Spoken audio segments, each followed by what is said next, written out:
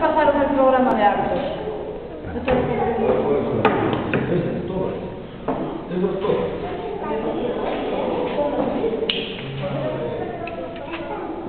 Bueno, a ver, ¿cómo está entonces?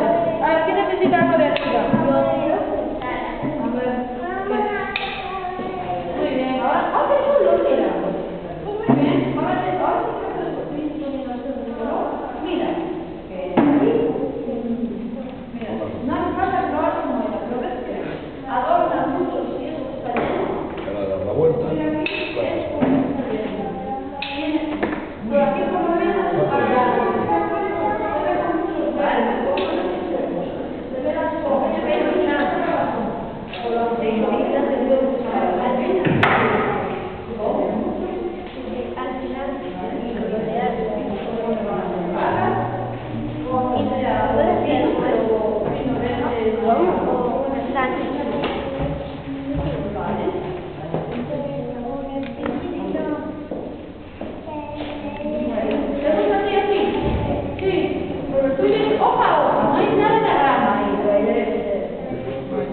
mira, lo normal es que se le ponga algo en los laterales, ¿vale?